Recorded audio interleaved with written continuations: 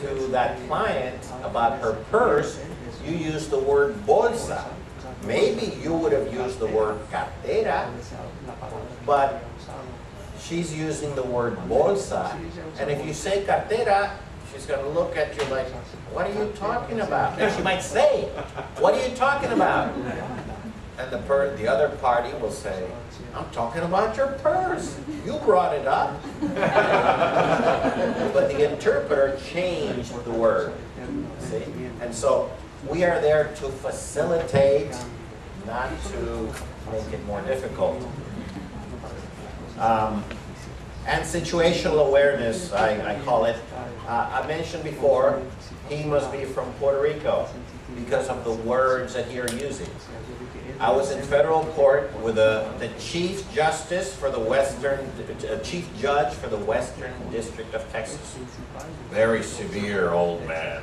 There's even a county called after his family name. So I'm brand new. And this person was arrested on the bridge coming across the river from Juarez into El Paso, and he had like 20 pounds of cocaine. Now that's a lot of drugs. And so when people are hired to bring things across the border, they are paid according to the value of what they're carrying and how much they trust them and so forth. This was a few years ago, but the judge asked him, by the way, how much were you going to be paid? And I had listened to his accent. I knew he was not Mexican. As a matter of fact, I don't remember what words he used, but I suspected he was Colombian. Cocaine, that's not why, but there are some of the words that he used. And when the judge asked him, how much were you going to be paid? He said, 500 pesos. 500 pesos. Now, I know it's not Mexican pesos, because I know his accent is not Mexican, some of the words he has used are not Mexican. But in Latin America, in many countries, people use the word peso, meaning dollar. But he didn't say dollar. So what am I going to do? Well, you know, of course, as an interpreter, this happens in, what, a third of a second? Right? The brain is a wonderful thing. And it's sorting all this out, and you have this out-of-body experience. Look at the interpreter thinking very hard. Look at the people waiting for the interpreter. Back to work. I said they were going to pay me $500.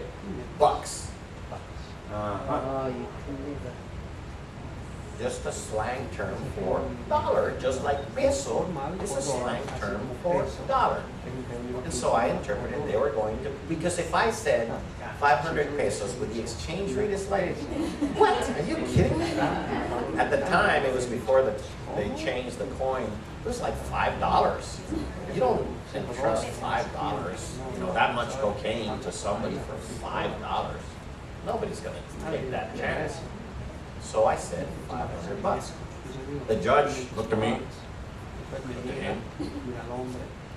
Now, the interpreter just said $500. I didn't. I heard you say pesos. Which was it? Dollars or pesos? See? He automatically translated bucks into dollars. But I purposely did not say that. So the man laughed. Oh, no, no. In Colombia, we say pesos for dollars. It was $500. And so it had a happy ending for the interpreter. A sad ending for the drug smuggler. But you have to become aware of who it is. And I know you do this a lot more than spoken language interpreters. I know when we've had interpreters come to court, sign language interpreters, they often speak with the person and they get to know the person. And sometimes we have what I call frequent flyers, you know, repeat customers. And so they already, oh, I called the interpreter company, you know, oh, Mr. Ramirez, oh, I know, he's got an interpreter here that knows just how, you know, because you have the home language and this person already knows. Mr. Ramirez, oh, I know, we know him, he's been there. Okay. We work with him all the time. Oh, now he's important.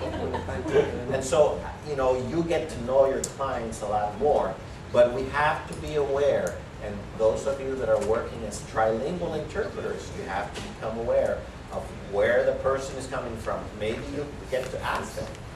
When I hand out headsets in court, I ask them, do you need an interpreter or not? Because we have all of these people. And just from hearing them and from their physical appearance, profiling, I guess. Yeah. No, you're not Mexican, are you? Okay, Dominican, I'm ready. Cubano, óyeme chico. The accent gives it away. So, some strategies. When in doubt, use standard Spanish, what you would hear on a movie or on TV. Okay? Dr. Quinto mentioned using standard Spanish, and it came up, you know, what do you do when you have people taking this test from different varieties of Spanish?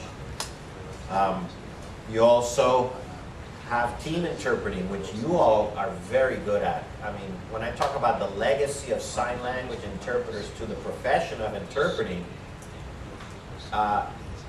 it's very hard to get people to understand that even in spoken languages, you need team interpreting. But you guys, you just say, I won't do it. Now what are you going to do?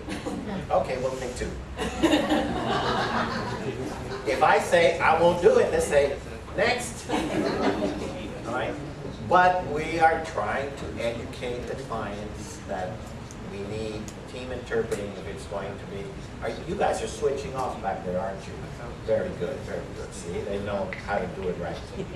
And then you have a check interpreter.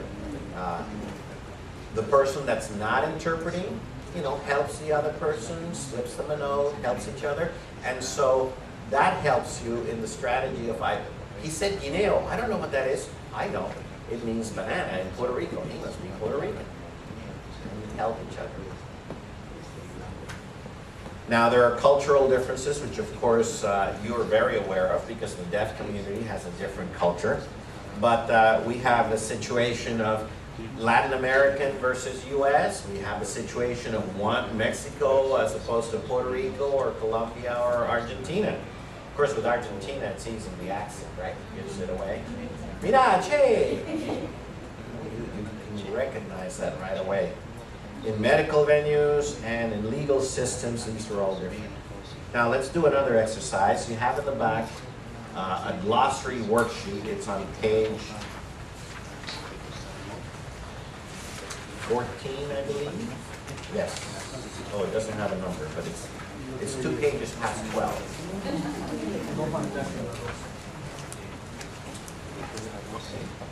And we can take a couple of minutes, okay? When you develop a glossary, it's important to research any new subject. You keep paper and pencil on hand at all times to write things down, or at least if you're a sign language interpreter, your partner does. Write these down. They can help you with terminology, and document your sources. Don't always trust something just because you found it in a book. You know, I have my students say, well, it's in the textbook. Well, the textbook's wrong, sorry.